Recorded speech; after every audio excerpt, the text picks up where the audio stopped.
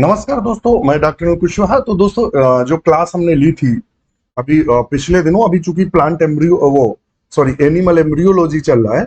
Animal embryology की इसी के बाद मैं अगर टाइम मिलता है तो इसी के बाद जस्ट हम एनिमल एम्ब्रियोलॉजी के थर्ड क्लास जो है वो अभी इसी के बाद मैं लूंगा। ये मैंने आपसे वादा किया था कि जो एम्फीबिया हमने आपको पढ़ाया है, एम्फीबिया में जनरल कैरेक्टर, उसका क्लासिफिकेशन, पेरेंटल केयर, वो सब कुछ मैंने एम्फीबिया का सब कुछ पढ़ा दिया था। और आपके सिलेबस में एक फ्रॉग था और वो मिसिंग था, वो क्लास मिसिंग हुई थी। और तो मैंने आपसे ये कहा था कि ये क्लास 2 4 6 दिनों बाद ले लेंगे। तो आज ये क्लास ले लेंगे और ये लाइव सेशन में आपको मिलेगी। इसके बाद यही क्लास को हम उठाकर उसी क्रम में, जिस क्रम में एम्फीबिया है, एम्फीबिया के बाद ही जस्ट ये क्लास हम लगा देंगे, जिससे आपको पढ़ने के लिए ढूंढनी ना पड़े क्लास को। तो वीडियो शुरू करें उससे पहले रिक्वेस्ट, चैनल को लाइक सब्सक्राइब करें और वीडियो शुरू करते हैं। और आज का जो टॉपिक था वो हमारा टॉपिक क्या था? तो हमारा जो टॉपिक है वो है फ्रॉग। तो हम चर्चा करने वाले हैं किसकी? फ्रॉग की। फ्रॉग फ्रॉग में से लिमिटेड क्वेश्चन आते हैं, बहुत ब्रॉड क्वेश्चन नहीं आते हैं। तो हमने वही चीजें फ्रॉग में शामिल की हैं जो एग्जाम में हर हाल में फंसे और यहाँ से क्वेश्चन बाहर ना पूछा जाए और लेंदी भी क्लास ना हो, ऐसा भी ना लगे कि क्लास इतनी लेंदी हो जाए कि आपको पढ़ने में दिक्कत हो। तो पहले ही क्लासिफिकेशन पूछ लेता है। तो आप सब जानते हैं, ये नॉर्मली लिख दिया था, फाइलम कॉर्डेटा है, ये कॉर्डेटा का सदस्य है। सब फाइलम क्रेनिएटा या वर्टिब्रेटा है, चूंकि वर्टिब्रेट्स है। सुपर क्लास गैंथोस्टोमेटा है, यानी जा वाला, जबड़े वाला है। क्लास एम्फीबिया है और ऑर्डर एन्यूरा है और जीनस राना और स्पीसीज टिग्रिना, जो कि आप देख रहे हैं। आप चलते हैं अपने क्लास पर। जब हम मेंढक की बात करते हैं तो कहता most common frog found in India. Bharat में जो सबसे कॉमन रूप से फ्रॉग पाया जाता है, या भारत में सबसे इसकी जो कॉमन जाति है वो है राना टिग्रिना, जिसे हम बुल फ्रॉग के नाम से जानते हैं। आपसे पूछ देगा कि सबसे कॉमन फ्रॉग कौन सा है, तो वो है बुल फ्रॉग, जिसे हम राना टिग्रीना के नाम से जानते हैं। फाउंड इन फाउंड इन या और नियर फ्रेश वाटर। कहां पाया जाता है? फ्रेश वाटर में पाया जाता है, यानी नॉन सॉल्टी वाटर। इसका मतलब क्या हुआ? नॉन साल्टी वाटर में पाया जाता है। ऐसे जल में पाया जाता है जहां नमक की मात्रा ना हो, जैसे कि लेक्स, झील में, और स्ट्रीम्स और एंड पॉन्ड्स, तालाब आदि में हमें जनरली बरसात के मौसम में देखने को मिलता है। बीइंग कोल्ड ब्लडेड, ये कैसे होता है? तो कोल्ड ब्लडेड होता है, यानी पोइक्लोथर्मस होता है। देखिए, कोल्ड ब्लडेड और पोइक्लोथर्म्स, ये क्वेश्चन कई बार पीजीटी में और टीजीटी और इसके अलावा जीआईसी आदि में बन चुका है कि मेंढक कैसा होता है। तो ये कोल्ड ब्लडेड दिया रहता है या पोइक्लोथर्म्स दिया रहता है। पोइक्लोथर्म्स या कोल्ड ब्लडेड का मतलब होता है body temperature change with the environment. वातावरण के अनुसार इनके बॉडी का टेम्परेचर चेंज होता है, इसीलिए ये उस टेम्परेचर को बैलेंस करने के लिए दो क्रियाएं अपनाते हैं। एक कौन कौन अपनाते हैं? तो कहता है फ्रॉग अंडरगो एस्टिवेशन। एस्टिवेशन का मतलब होता है समर स्लीप। ये पीजीटी में क्वेश्चन बन चुका है कि समर स्लीप क्या होता है या एस्टिवेशन किसे कहते हैं। एस्टिवेशन का मतलब होता है समर स्लीप। समर स्लीप का मतलब हुआ कि जब बहुत ज्यादा गर्मी होती है तो ये मिट्टी के नीचे चले जाते हैं और निष्क्रिय अवस्था में अपना मतलब ना कुछ खाते हैं ना पीते हैं, और निष्क्रिय अवस्था में, यानी एक बैलेंस टेम्परेचर पर वैसे ही निष्क्रिय रूप से पड़े रहते हैं, तो उसे बोलते हैं एस्टिवेशन। और हाइबरनेशन में चले जाते हैं जब बहुत सर्दी होती है, तो बहुत सर्दियों में भी ये मिट्टी के नीचे चले जाते हैं और हाइबरनेशन में चले जाते हैं, जिसे विंटर स्लीप के नाम से जानते हैं। हाइबरनेशन जहां भी शब्द यूज हो, देखिए छिपकली जो है वो हाइबरनेट करती है। छिपकलियां जब सर्दी होती है, यानी जो लिजार्ड्स होते हैं, वो क्या करते हैं रेप्टिलिया में, कि जब वो सर्दी होती है तो सर्दी में हाइबरनेशन में चली जाती हैं और आपके दीवार के नीचे, फोटो के नीचे, किताब के नीचे बिल्कुल मरी हुई पड़ी रहती हैं। ऐसा लगता है उनमें जान नहीं है। जब आप कभी सफाई करते निकलती है तो आप जब बहुत उसको इधर उधर करते हैं तब वो इधर थोड़ी दूर चलेगी, फिर कहीं घुस जाएगी, मतलब बॉडी बिल्कुल निष्क्रिय कर लेती है। जो बरसात के मौसम में फूड इकट्ठा करती है, वही बिल्कुल मिनिमम रेट पर भोजन को यूज करती है। तो दो शब्द यहां से पकड़ में आए हमारे, एस्टिवेशन समर स्लीप और हाइबरनेशन यानी विंटर स्लीप।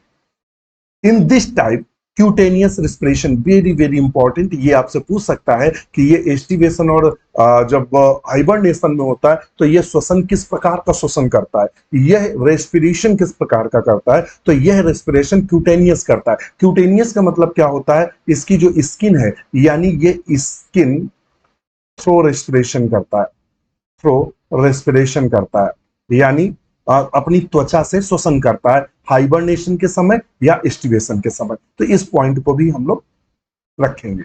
नेक्स्ट कहता है एक्सटर्नल मार्फोलॉजी की बात करते हैं।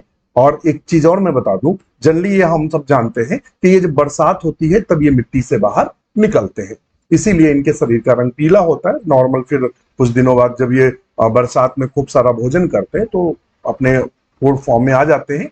तो एक्सटर्नल मार्फोलॉजी की बात करें, बाह्य आकार की बात करें, तो इसमें सेक्सुअल डाइमॉर्फिज्म देखने को मिलती है, यानी मेल और फीमेल दोनों अलग अलग पहचान में पहचाने जा सकते हैं।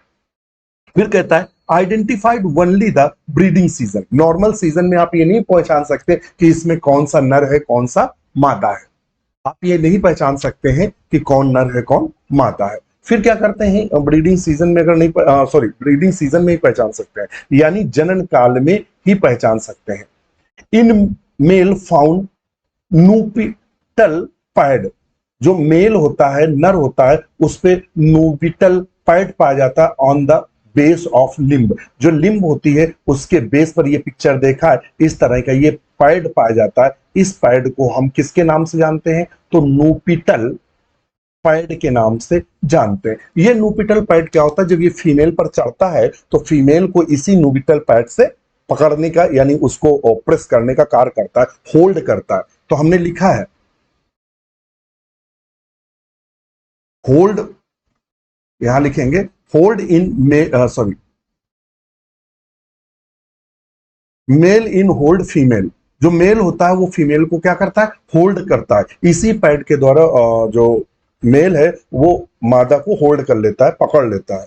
इस सेक्सुअल कब पकड़ता है, तो कहता है ये जब सेक्सुअल करता है, embrace, a sexual embrace called amplexus, ध्यान में रखिए क्या कहते हैं, एम्प्लेक्सस कहते हैं। जब ये सेक्सुअली रूप से एम्ब्रेस करता है तो उसे हम एम्प्लेक्सस के नाम से, एग्जाम में पूछ सकता है कि ये जब एम्ब्रेस करता है, सेक्सुअली एम्ब्रेस करता है, तब उसे किसे जानते हैं, तो ये पॉइंट आपको याद रखना है, एम्प्लेक्सस के नाम से जानते हैं। और ये एम्प्लेक्सस क्या कहलाता है, यानी फाल्स कपलेशन होता है। ये क्या होता है एक्चुअली में, फाल्स। एम्प्लेक्सस का मतलब, एम्प्लेक्सस शब्द तब यूज करते हैं, एम्प्लेक्सस, एम्प्लेक्सस का मतलब होता है फाल्स कपलेशन। ये वास्तविक रूप से मैथुन नहीं करता है, इसीलिए इसे बोलते हैं एम्प्लेक्सस। करेक्टरिस्टिक नॉइज, इसमें जो टर टर की आवाज आती है उसे क्रोकिंग कहते हैं। क्या बोलते हैं, इसकी जो करेक्टरिस्टिक नॉइज है, मेंढक की जो करेक्टरिस्टिक का मतलब बोल सकते हैं विशेषीकृत आवाज है टर टर की, जो सिर्फ मेंढकों में आती है, उसे हम क्रॉकिंग के नाम से जानते हैं। किसके नाम से जानते हैं, क्रॉकिंग के नाम से। तो आपसे पूछ देगा कि जो मेंढक होते हैं या फ्रॉग होते हैं, फ्रॉग वाइज नोन एज, जो फ्रॉग की आवाज है उसको हम किस नाम से जानते हैं, तो उसे हम क्रॉकिंग के नाम से जानते हैं। किसके नाम से, क्रॉकिंग के नाम से जानते हैं। आपसे पूछेगा कि ये जो मतलब सेक्सुअल एम्ब्रेस करते हैं तो उसे हम किसके नाम से जानते हैं, तो एम्प्लेक्सस के नाम से जानते हैं। ये भी पॉइंट आपको नोट करना है, एम्प्लेक्सस। यानी जब जनन रूप से करते हैं, जन्नांग मतलब सेक्स करते हैं, तो उसे हम एम्प्लेक्सस कहते हैं, चूंकि वो फाल्स कपलेशन होता है। नॉपिटल पैड, ये मादा को होल्ड करने के लिए नरों में पाया जाता है। नरों के लिम्ब में फूली हुई संरचना पाई जाती है, जिसको हम नॉपिटल पैड के नाम से जानते हैं। मेल प्रोड्यूस लोअर साउंड, जो नर होता है प्रोड्यूस लाउडर साउंड प्रेजेंट। देखिए मादा के पीछे एक ध्यान में रखिएगा, आपसे एग्जाम में पूछ सकता है कि सबसे ज्यादा आवाज कौन उत्पन्न करता है, नर या मादा या दोनों, तो नहीं, नर जो है यानी जो मेल होता है प्रोड्यूस लाउडर साउंड, सबसे ज्यादा साउंड प्रोड्यूस करता है, क्योंकि नर में वोकल सैक पाया जाता है। वेरी वेरी इंपॉर्टेंट पूछ सकता है, वोकल सैक किस में पाया जाता है, मेंढक के मेल में, फीमेल में, या बोथ में, या इनमें से कोई नहीं। तो आप लगाएंगे कि जो वोकल सैक होता है वो जनरली गुब्बारे नुमा होता है। कैसे होता है, बैलून लाइक होता है। कैसा होता है, बैलून लाइक होता है। इस मेंढक में देखेंगे कि ये जो है इसको हम किसके नाम से जानते हैं, वोकल वोकल सैक के नाम से जानते हैं। इस मेंढक में ये क्या है, वोकल सैक है, जो कि सिर्फ नरों में पाया जाता है, इसलिए नर मादा की अपेक्षा ज्यादा लाउडली बोल सकते हैं, बहुत तेज से टर्राते हैं, तो वो ही है। फिर आता है इनकी बॉडी की बात करें कि बॉडी कितने भागों में पाई जाती है, तो बॉडी प्रायः दो भागों में पाई जाती है, हेड और ट्रंक। दो भागों में इनका, यानी ये वाला भाग हेड कहलाता है, ये वाला भाग हेड कहलाता है, और ये वाला भाग जो है वो हमारा ट्रंक कहलाता है। क्या कहलाता है, ट्रंक। ये वाला भाग हमारा ट्रंक कहलाता है, तो ये पीछे वाला भाग ट्रंक। फिर यहाँ एक और चीज है, ये पीजीटी और जीआईसी आदि में पूछा गया क्वेश्चन है कि नेक किस में अब्सेंट होती है, तो absence neck and tail. Frog में ना तो नेक पाई जाती है, ना तो गर्दन पाई जाती है, और ना तो टेल पाई जाती है। ये बहुत इंपॉर्टेंट है, अक्सर एग्जाम में पूछ देता है कि नेक किस में अब्सेंट होती है, तो अगर फ्रॉग दिया तो फ्रॉग में गर्दन नहीं पाई जाती है। ध्यान में रखिएगा। ये एक्चुअली में कारण क्या होता है, ये इनके जल को अनुकूलित बनाता है, मतलब जलीय जीवन के लिए अनुकूलित बनाता है, यानी adaptation of the water life. जलीय जीवन के लिए इनमें अनुकूलन है, absence of neck and tell.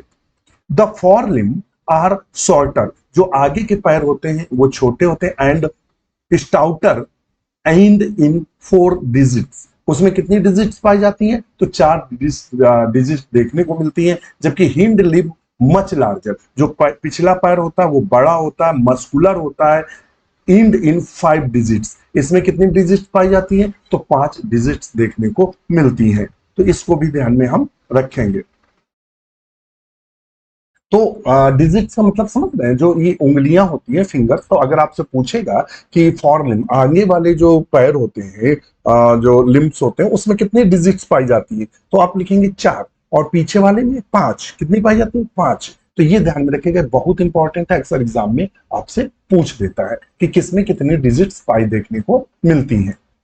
फिर आता है अगर इनकी बात करें आई विथ निक्टेटिंग मेम्ब्रेन, इनकी आंखों पर देखिएगा, आंखों पर एक आवरण होता है, मतलब चढ़ा रहता है, आवश्यकता पर ये अपनी आंखों पर एक आवरण चढ़ा लेता है, जिसे हम निक्टेटिंग मेम्ब्रेन के नाम से जानते हैं। प्रेजेंट टाइम्पेनम, इनकी क्या होता है, कान तो नहीं पाए जाते, कान यानी एक्सटर्नल ईयर अब्सेंट होते हैं। ध्यान में रखिएगा, एक्सटर्नल जो ईयर होते हैं वो अब्सेंट होते हैं, नहीं पाए जाते हैं। क्या पाया जाता है, टेम्पेनम या ईयर ड्रम पाए जाते हैं। देखिएगा ये वाला जो भाग है उसे टेम्पेनम के नाम से जानते हैं। तो पूछेगा टेम्पेनम किस में पाया जाता है, तो फ्रॉग में। वही काम करता है रिसीव्ड साउंड सिग्नल्स, यानी ये सुनने का ही कार्य करता है। जो टेम्पेनम होते हैं, एक्सटर्नल ईयर नहीं पाए जाते, मगर टेम्पेनम पाया जाता है, जो कि इनको सुनने में मदद करता है। फिर कहता है फाउंड क्लोइकल अपर्चर। लास्ट में क्या होता है कि एनस की जगह क्लोइकल अपर्चर देखने को मिलता है, जो कि हमने रेप्टाइल्स आदि में बहुत डिटेल से पढ़ाया है।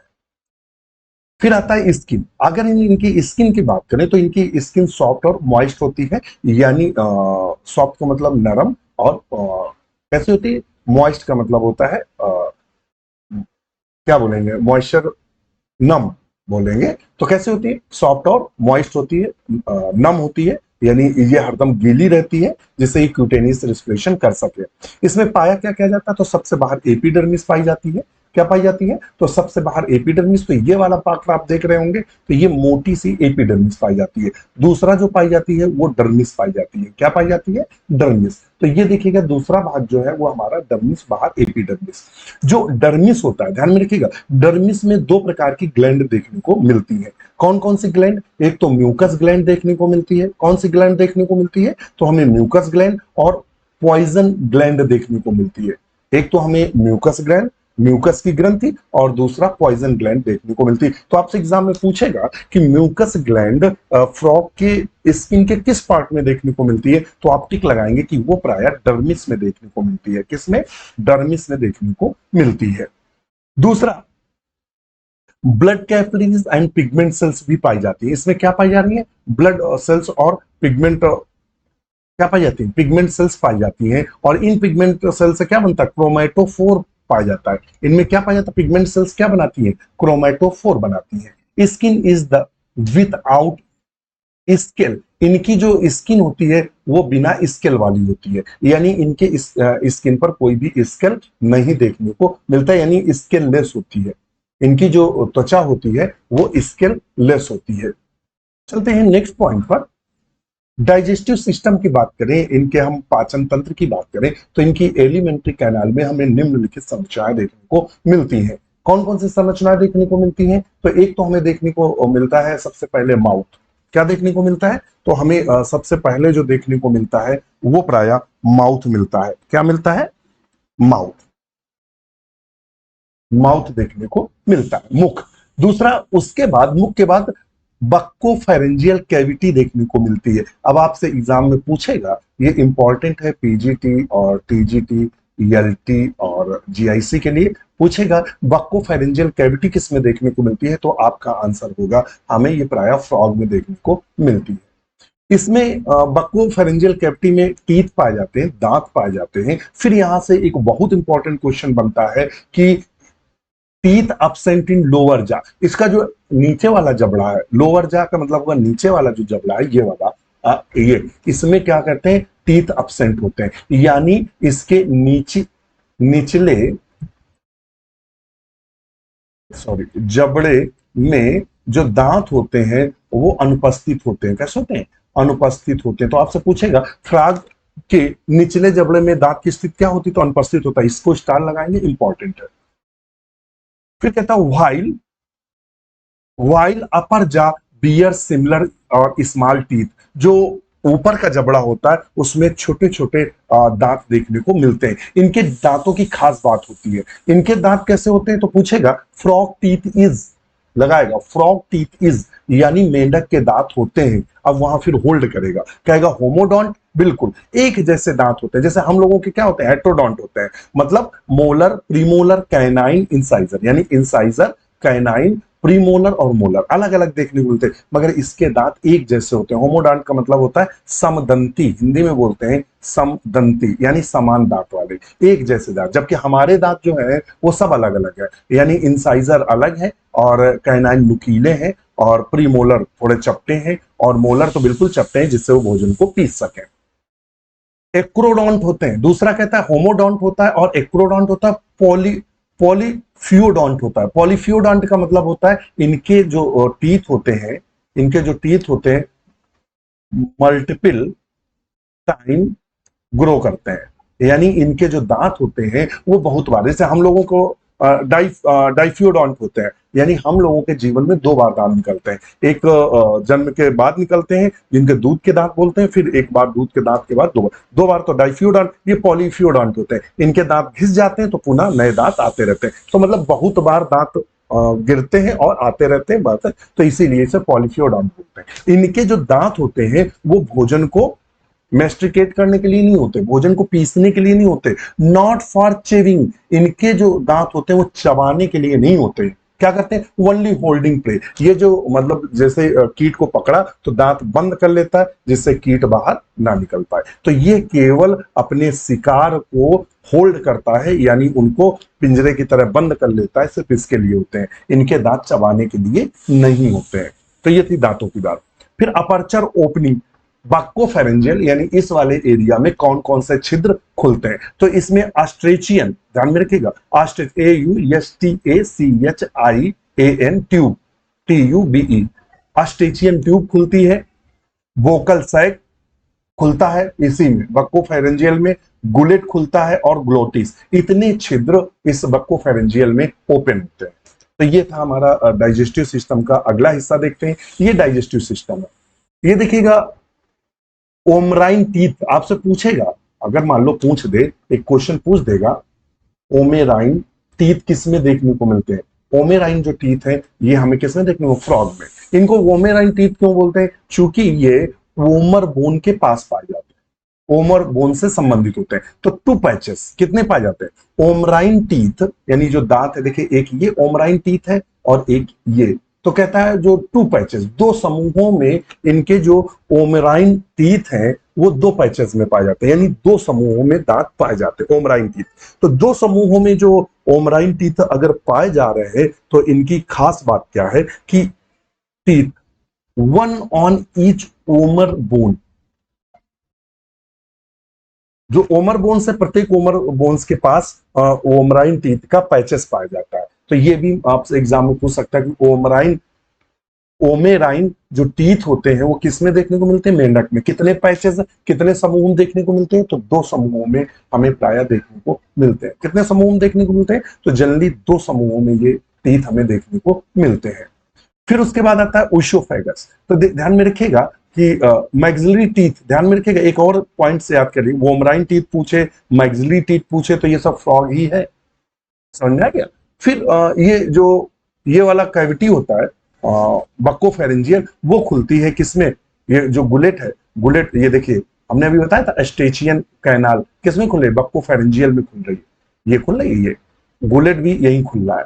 ठीक है, तो अब इसके बाद ये आता है, ये खुलता है किसमें? ओशियोफेगस में। ओशियोफेगस किसमें खुलता है? तो स्टोमक में खुलता है। स्टोमक में, ये स्टोमक है। इनका जो पेट होता है वो 2 हिस्सों में बटा रहता है, कार्डियाक स्टोमक और पाइलोरिक स्टोमक। आगे वाले भाग को कार्डियाक, पीछे वाले को पाइलोरिक। लेकिन एक खास बात होती है, फंडिक स्टोमक जो होता है, फंडिक स्टोमक अब्सेंस इन फ्रॉग। याद रखिएगा, आपसे पूछे फंडिक स्टोमक, तो मेंढक में फंडिक स्टोमक नहीं पाया। एक्चुअली में 3 हिस्से होते हैं पेट के। कौन कौन से होते हैं? कार्डियाक, पाइलोरिक और फंडिक। तो जो फ्रॉग होता है, मेंढक होता है, मेंढक में जो फंडिक स्टोमक होता है वो अब्सेंट रहता है। ध्यान में रखिएगा। और यही डिफरेंस टू मैमल्स, यही अंतर है फ्रॉग के पाचन तंत्र में और किसके पाचन तंत्र में? मैमल्स के। मैमल्स में फंडिक पाया जाता है, लेकिन इसमें फंडिक, फिर से सुनिएगा, जनरली जो स्टोमक होता है 3 पार्ट में डिवाइड होता है, कार्डियाक, पाइलोरिक और फंडिक। 3 भागों में बटा है। तो ये फंडिक वाला भाग नहीं पाया जाता है। कौन सा पाया जाता है? केवल कार्डियाक और पाइलोरिक। फंडिक वाला पार्ट नहीं पाया जाता है फ्रॉग में, ये मैमल्स में देखने को मिलता है। यही अंतर होता है। स्मॉल इंटेस्टाइन, फिर उसके बाद ये क्या खुलता है? तो ये छोटी आंत में खुलता है। फिर कहता है स्मॉल इंटेस्टाइन, ये 2 भागों में बटा रहता है, डिओडिनम और इलियम। कितने में बटा रहता है? डिओडिनम और इलियम। मगर यहां एक और बात ध्यान में रखना, जेजुनम, जो जेजुनम होता है फ्रॉग में, अगर पूछेगा जेजुनम, तो फ्रॉग में जेजुनम एक्चुअली में स्मॉल इंटेस्टाइन 3 भागों में बताए, डिओडिनम, इलियम और जेजुनम, ये बटा रहता है। लेकिन जो जेजुनम होता है वह फ्रॉग में अब्सेंट होता है, ये याद रखिएगा। जेजुनम जो होता है वो फ्रॉग में नहीं पाया जाता है। ठीक है, डिफरेंस इन मैमल्स, यही मैमल से इसको अलग करता है। तो ये वाले हमारा जो यहां से यहां तक का यहां तक का जो भाग है वो हमारा स्मॉल इंटेस्टाइन है। फिर यहां से यहां वाला जो भाग है वो वाला कोलन वाला भाग है। तो चलो देख लेते हैं। फिर आता है रेक्टम या लार्ज इंटेस्टाइन। रेक्टम या लार्ज इंटेस्टाइन, एनल स्फिनेक्टर प्रेजेंट रहता है। रेक्टम में क्या पाया जाता है? एनल स्फिनेक्टर प्रेजेंट रहता है। आपसे पूछेगा एनल जो स्फिनेक्टर है, स्फिनेक्टर का मतलब होता है मतलब जो स्पिन करे, मतलब बंद करने का कार्य करे। तो एनल जो स्फिनेक्टर है वो कहां प्रेजेंट रहता है? रेक्टम। फिर आता है लास्ट में क्लोएका आता है। यूनरी ब्लैडर ओपन होता है। क्लोएका क्या है? एक कॉमन चेंबर है। क्लोएका क्या है? एक कॉमन चेंबर है जिसमें यूनरी ब्लैडर ओपन होता है, जिसमें यूरोजेनाइटल डक्ट ओपन होती है। तो ये कॉमन चेंबर है। तो ये जो हमारा कोलन है, कोलन के बाद ये रेक्टम है, रेक्टम के बाद ये क्लोएका है।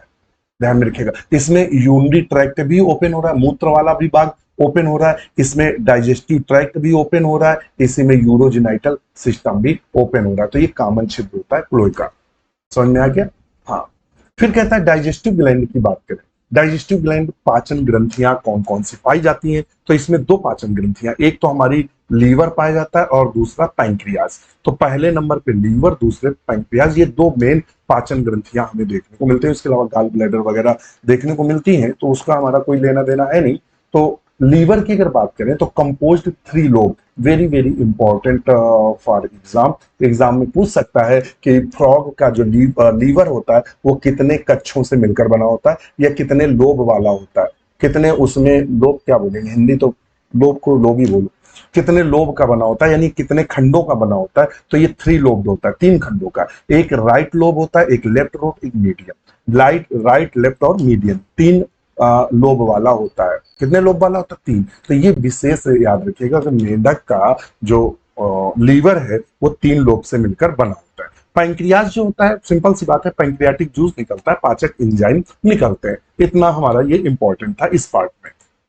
फिर आता है रिस्पिरेटरी सिस्टम। अगर इनके श्वसन की बात करें कि मेंढक कैसे श्वसन करते हैं, तो रिस्पायर बोथ लैंड और वाटर, ये दोनों पे करते हैं, इसीलिए इनको क्या बोलते हैं, एम्फीबियंस बोलते हैं, अर्थात उभयचारी बोलते हैं। क्या बोलते हैं, उभयचर के नाम से जानते हैं, उभयचर के नाम से जानते हैं, क्योंकि लैंड और वाटर दोनों में सर्वाइव कर लेते हैं। इनमें श्वसन 3 विधियों से होता है। पहले आता है क्यूटेनियस या स्किन रेस्पिरेशन। क्यूटेनियस या स्किन रेस्पिरेशन यानी यह श्वसन त्वचा से भी करता है, और त्वचा से रेस्पिरेशन कब करता है, वेरी वेरी इंपॉर्टेंट, आपसे एग्जाम में पूछ सकता है कि मेंढक जो होता है वो त्वचा से जो रेस्पिरेशन है वो त्वचा से रेस्पिरेशन कब करता है।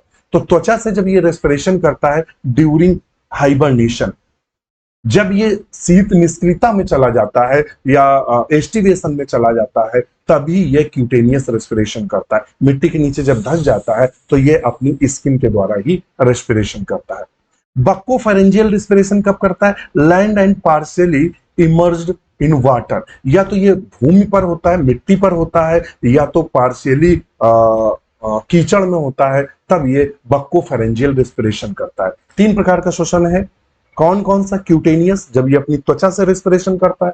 दूसरी स्थिति क्या है, दूसरी स्थिति यह है बक्कोफेरेंजियल, जो रेस्पिरेशन करता है तो ये जब लैंड पर हो यानी मिट्टी पर हो, या पार्शियली इमर्ज्ड इन वाटर, जल में आंशिक रूप से डूबा हो, तब ये रेस्पिरेशन बक्कोफेरेंजियल करता है। पल्मोनरी रेस्पिरेशन या लंग रेस्पिरेशन कब करता है, अपने फेफड़ों का प्रयोग कब करता है, नीड फॉर मोर ऑक्सीजन, जब इसको ज्यादा ऑक्सीजन की जरूरत होती है तब ये लंग्स के द्वारा रेस्पिरेशन करता है। किसके द्वारा करता है, लंग्स के द्वारा, या अपने फेफड़ों के द्वारा रेस्पिरेशन तब करता है। किसके द्वारा करता है, फेफड़ों के द्वारा रेस्पिरेशन तब करता है। नेक्स्ट पॉइंट पर चलते हैं। फिर आता है सर्कुलेटरी सिस्टम। सर्कुलेटरी सिस्टम में क्या क्या पूछा जाता है, सिर्फ उतनी चीजें डिस्कस करेंगे। इसमें जो सर्कुलेशन होता है क्लोज टाइप होता है। क्लोज टाइप का सिंपल सी अर्थ है कि आर्टरीज और वेन्स पाई जाती हैं और लंग हार्ट पाया जाता है, और एक संरचना के अंदर ही ब्लड फ्लो करता है। सिंगल सर्कुलेशन पाया जाता है। इसमें कितना पाया जाता है, तो ध्यान में रखिएगा, ये इंपॉर्टेंट है, इंपॉर्टेंट है एग्जाम के लिए, स्टार लगा है कि आपसे पूछेगा फ्रॉग में रेस्पिरेशन कैसा होता है, तो सिंगल होता है, सिंगल साइडेड होता है, क्योंकि बोथ ऑक्सीजनेटेड एंड डीऑक्सीजनेटेड, मतलब ऑक्सीकृत ब्लड और अनऑक्सीकृत blood enter the heart and get mixed in ventricle. यानी ध्यान में रखिएगा, इसमें से ऑक्सीजनेटेड ब्लड जो आता है वो आर्किल्स में आता है। किसमें आता है, आर्किल्स, इस आर्किल्स में आता है, इस आर्किल्स में आता है, और ये दोनों वेंट्रिकल्स में मिक्स होते हैं। हार्ट कैसा होता है, तो हार्ट इनका 3 चैम्बर होता है। ये भी क्वेश्चन पूछा था, शायद मुझे लगता है ये पीजीटी या फिर टीजीटी 2021 में क्वेश्चन पूछा था कि जो फ्रॉग का हार्ट होता है वो कितने कच्छ वाला होता है, तो 3 कच्छ वाला होता है। अगर आपसे पूछ दे 3 कच्छ होते हैं, कौन कौन से होते हैं, 2 आर्किल होते हैं। देखिए एक यहाँ हम कौन सा ले लें, ये ले लें, एक ये आर्किल है और एक ये, 1 2, और तीसरा वाला पार्ट क्या, वेंट्रिकल, तो ये वाला हमारा वेंट्रिकल है, और ये राइट आर्किल और लेफ्ट आर्किल, यानी 2 आर्किल है और 1 वेंट्रिकल है। ध्यान में रखिएगा, तो समझ में आ गया होगा। और इसके अलावा इनके हार्ट में और कुछ विशेष संरचनाएं हैं, वो हम देख लेंगे। कहता है 2 additional chamber connect to heart of the frog, 2 extra कक्ष पाए जाते हैं। अगर एग्जाम में पूछेगा तो 3 कक्ष वाला ही हृदय फ्रॉग में देखने को मिलता है, इसमें कोई कंफ्यूजन नहीं है। कितने कक्ष वाला होता है, 3 कक्ष वाला ही हृदय होता है, इसमें कोई कंफ्यूजन नहीं है। लेकिन फिर एक वर्ड आता है लेकिन, फिर लेकिन क्या है, इनमें 2 चेंबर अलग से कनेक्ट होते हैं। कौन, एक साइनस विनोसस कनेक्ट होता है, एक ट्रंकस आर्टेरियोसस होता है। ये क्वेश्चन पीजीटी में और टीजीटी में कई बार पूछा गया है कि ट्रंकस आर्टेरियोसस किस में देखने को मिलता है। ट्रंकस आर्टेरियोसस जो है फ्रॉग या एम्फीबिया में देखने को मिलता है, यानी 2 कक्ष एक्स्ट्रा होते हैं। तो देखिएगा ये वाला जो कक्ष देख रहा है, ये बड़ा सा देख रहे हैं, बड़ा सा एरिया, ये साइनस विनोसस है। क्या है, साइनस विनोसस है। ये वाला जो आप बड़ा सा एरिया देख रहे हैं, ये क्या है, साइनस विनोसस है। तो ध्यान में रखिएगा। इसके अलावा हमने एक वर्ड लिखा है क्या, कि 2 additional chamber connect to heart of frog, 2 अलग से जो चेंबर होते हैं वो हार्ट को कनेक्ट करते हैं, फ्रॉग हार्ट को। उसमें से एक आता है साइनस विनोसस और ट्रंकस आर्टेरियोसस। फिर कहता है जो ट्रंकस आर्टेरियोसस है, ध्यान में रखिएगा, ट्रंकस आर्टेरियोसस जो है, ट्रंकस आर्टेरियोसस पुनः 2 कक्षों में बटा रहता है। एक है कोनस, क्या है, कोनस, यू है कोनस आर्ट्रियोसस, जिसे हम पैलेजियम के नाम से जानते हैं। पीवाई है पहले, पैलेंजियम के नाम से जानते हैं, पैलेंजियम के नाम से। आप यहां से एक एग्जाम में क्वेश्चन पूछ सकता है, पैलेंजियम कहां पाया जाता है? पैलेंजियम फ्रॉग के हृदय में ट्रंकस आर्ट्रियोसस का एक भाग है। दूसरा भाग है बल्बस एरोटा। क्या है? Bulbus aorta. ये भी इंपॉर्टेंट एग्जाम में पूछ सकता है कि बल्बस एरोटा किसमें पाया जाता है? तो बल्बस एरोटा फ्रॉग के हृदय से संबंधित, और फ्रॉग के हृदय के किस भाग से संबंधित है? ट्रंकस आर्टरियोसस से संबंधित है। और बल्बस एरोटा को किसके नाम से जानते हैं? सिनेंजियम के नाम से जानते हैं, सिनेंजियम के नाम से जानते हैं। ये पैलेंजियम हो गया और ये सिनेंजियम, यानी जो ट्रंकस आर्टरियोसस होता है वो दो भागों में बटा रहता है। किससे? पैलेंजियम और सिनेंजियम, यानी क्रोनस आर्टरियोसस और बल्बस एरोटा। इसके अलावा मैं आपको जानकारी दे दूं, यदि आप हमसे जुड़ना चाहते हैं तो डॉक्टर नोट्स बायोलॉजी ऐप अभी गूगल प्ले स्टोर से आप डाउनलोड करें। कौन सा ऐप डाउनलोड करना है? डॉक्टर नोट्स बायोलॉजी जो ऐप है, बायोलॉजी ऐप आप आज ही गूगल प्ले स्टोर से डाउनलोड करें, क्रिएट अकाउंट करें। और हमने LTGIC का एक नया बैच स्टार्ट किया है, तो आज ही इस बैच से जुड़ें। आपको इसमें सब कुछ आपको अवेलेबल रहेगा। क्या क्या अवेलेबल रहेगा? क्या क्या आपको अवेलेबल रहेगा, तो मैं आपको जानकारी दे दूं कि आपको ये जो बैच है लॉन्च हो चुका है, और इसमें लाइव क्लास भी आती है। कैसी आती है? लाइव क्लास आती है। और यदि आप लाइव क्लास नहीं दे सकते हैं तो ये तुरंत रिकॉर्ड हो जाती है, रिकॉर्डेड फॉर्म में आपको तुरंत रिकॉर्ड हो जाती है। जो भी क्लासेस हैं सब वो क्रम से क्लासें लगी हुई है।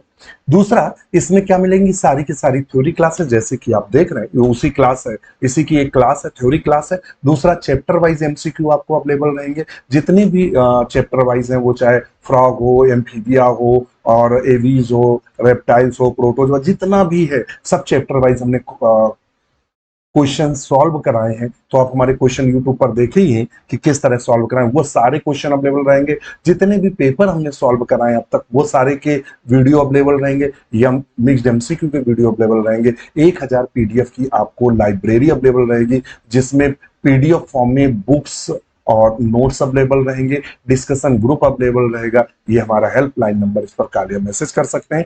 हमारे दो बैच हैं, एक जो विजेता बैच है, और विजेता बैच में हमने 80% सिलेबस खत्म कर दिया है। 20% सिलेबस जो है अगस्त या सितंबर फर्स्ट या सेकेंड वीक में हम खत्म कर देंगे विजेता बैच। तो यदि आप बहुत तीव्रता से देखना चाह रहे हैं कि मुझे बहुत जल्दी कोर्स खत्म करना है, तो आप विजेता बैच ले सकते हैं। यदि हमारे साथ साथ पढ़ना है तो ये जो बैच है, ये 1399 के दोनों बैच, चाहे ये लो चाहे ये, दोनों 1399 के हैं। और हमारा जो प्रैक्टिस बैच है वो 699 का हमारा प्रैक्टिस बैच है। कौन सा? प्रैक्टिस बैच, जिसमें आप क्वेश्चन सॉल्व करेंगे, आपको पता लगेगा कि किस प्रकार से क्वेश्चन सॉल्व करते हैं। आज ही डाउनलोड करें डॉक्टर नोट्स बायोलॉजी ऐप को। कौन सा आप करना है? Doctor notes biology. जैसे ही आप डालेंगे तो वैसे हमारा ऐप आएगा, क्रिएट अकाउंट करें, कोर्सेज देखें, वहां डेमो क्लास भी देखें। कुछ भी किसी भी तरीके से आप जब संतुष्ट हो तभी क्लास लें, वादा करता हूं सिलेक्शन श्योर होगा। चलिए, हम अपने टॉपिक पर थे तो उसकी भी जानकारी दे दें। ये ट्रंकस, फिर कहता frog possess two well develop portal system. Frog में दो प्रकार का, दो पोर्टल सिस्टम पाए जाते हैं। कौन कौन? Renal portal system. एक तो फ्रॉग में रीनल पोर्टल सिस्टम पाया जाता है, और यहां एक पॉइंट ध्यान में रखिए, absent in mammals. Renal portal system, ये GIC में क्वेश्चन पूछा था, GIC 2021 का जो GIC हुआ था उसमें पूछा था renal portal system absent. Renal portal system किसमें अब्सेंट होता है? उसका आंसर था मैमल्स। यही वाला आपसे क्वेश्चन पूछा था, रीनल पोर्टल सिस्टम अब्सेंट। तो किसमें अब्सेंट रहता है? तो प्राय रीनल पोर्टल सिस्टम जो अब्सेंट रहता है वो प्राय मैमल्स में रीनल पोर्टल सिस्टम जो होता है वो अब्सेंट होता है या अनुपस्थित होता है। दूसरा पोर्टल सिस्टम कौन पाया जाता है? Hepatic portal system. तो आपसे पूछता फ्रॉग में कितने पोर्टल सिस्टम पाए जाते हैं? तो फ्रॉग में दो प्रकार के पोर्टल सिस्टम पाए जाते हैं, पहला हिपैटिक पोर्टल सिस्टम, दूसरा renal portal system. Renal portal system mammals में पूर्ण रूप से अनुपस्थित होता है, इसको ध्यान में रखिएगा। चलिए नेक्स्ट चलते हैं, RBC। इनकी जो RBC होती है वो कैसी होती है? ओवल शेप्ड होती है, न्यूक्लिएटेड होती है यानी केंद्रक युक्त होती है, और बाइकॉन्वेक्स होती है, कंटेन हीमोग्लोबिन। इनके RBC में हीमोग्लोबिन पाया जाता है। Frog has 2 pair of lymph hearts. ये विशेष है, एग्जाम में पूछ सकता है कि जो फ्रॉग में कितने लिम्फ हर्ट्स पाए जाते हैं? तो लिम्फ हर्ट्स की संख्या कितनी होती है? 2 पेयर होती है। 2 पेयर ऑफ लिम्फ हर्ट्स पाए जाते हैं फ्रॉग में। ये भी आप ध्यान में रखेंगे। एक्सक्रीटरी सिस्टम की बात करें, उत्सर्जन तंत्र की बात करें, तो ये जोड़े में मेसोनेफ्रिक किडनी पाई जाती है। तो आपसे एग्जाम में डायरेक्ट क्वेश्चन पूछता है कि फ्रॉग में किडनी किस प्रकार की पाई जाती है, तो आपका टिक लगाएंगे, मेसोनेफ्रिक किडनी पाई जाती है। मेसोनेफ्रिक किडनी पाई जाती है। देखिए, प्रोटोनेफ्रिक, मेसोनेफ्रिक और मेटानेफ्रिक 3 प्रकार की किडनियां देखने को मिलती है, तो इसमें मेसोनेफ्रिक किडनी देख लो। यूरियो, ये बहुत क्वेश्चन पूछता है, फ्रॉग यूरियोटेलिक होता है, यानी किसका उत्सर्जन करता है? तो यह प्राय यूरिया का उत्सर्जन करता है। किसका उत्सर्जन? तो आपसे पूछता है कैसा होता है, तो यूरियोटेलिक होता है। कैसा होता है? यूरियोटेलिक होता है। Very very important for PGT और टीजीटी, और इसके अलावा ईएलटी, जीआईसी के लिए बहुत अच्छा क्वेश्चन है। नर्वस सिस्टम की बात करें, तंत्रिका तंत्र की बात करें, तो 10 पेयर क्रेनियल नर्व पाए जाते हैं। बहुत क्वेश्चन पूछा जाता है, स्टार लगा मतलब 100% इंपॉर्टेंट है। 10 पेयर क्रेनियल नर्व्स देखने को मिलता है। नर्व जो होती है सीएनएस, सेंट्रल नर्वस सिस्टम में क्या आता है? ब्रेन और स्पाइनल कॉर्ड आती है। पेरिफेरल नर्वस सिस्टम में क्या आता है? क्रेनियल और स्पाइनल नर्व आती है। ऑटोनोमस नर्वस सिस्टम, सिंपैथेटिक और पैरासिम्पैथेटिक नर्व आती है। ये तो हमारा था नर्वस सिस्टम। फिर हमारे पास आता है सेंस ऑर्गन्स। हमारे इनमें जो फ्रॉग में होते हैं वो कितने प्रकार के सेंस ऑर्गन्स देखने को मिलते हैं? सेंस ऑर्गन्स का मतलब हुआ कितने प्रकार के सेंसरी अंग देखने को मिलते हैं, तो 5 स्पेशल सेंस ऑर्गन्स हमें देखने को मिलते हैं। कौन कौन? सेंसरी पैपिली पाई जाती हैं जो संवेदन के लिए, स्किन की जो संवेदना होती है वो महसूस करते हैं। टेस्ट बड जो कि टेस्ट के लिए जिम्मेदार है। नसल एपिथीलियम जो कि स्मेल के लिए जिम्मेदार है। आईज जो कि देखने के लिए जिम्मेदार है। टेम्पेनम जो कि सुनने के लिए जिम्मेदार है। इस तरह इसमें 5 देखने को मिलते हैं, और हमने ये लिखाया है विशेष एक्सटर्नल ईयर अब्सेंट, इनमें बाह्य कण अनुपस्थित होते हैं, इसको भी ध्यान में रखेंगे। अगर हम रिप्रोडक्टिव सिस्टम की बात करें, किसकी बात करें? रिप्रोडक्टिव सिस्टम की बात करें, जनन की बात करें, तो जो मेल रिप्रोडक्टिव सिस्टम होता है, नर जननांग होता है। किसकी बात करते हैं? अगर हम नर जननांग की बात करते हैं, किसकी बात करते हैं? नर जननांग की। तो ये नर जननांग का पिक्चर है। तो इसमें देखिएगा ये टेस्टीज है, टेस्टीज के पास ये फैट बॉडीज पाई जाती है। तो ध्यान रखिएगा, इसको भी ध्यान रखिएगा, फैट बॉडीज पाई जा रही है। तो इसमें टेस्टीज कितने? 2, एक ये टेस्टीज और एक ये, तो 2 टेस्टीज है। तो 1 पेयर टेस्टीज पाया जाता है attach to the kidney by the mesorchium. ये किडनी से जुड़े रहते हैं या किडनी से चिपके रहते हैं एक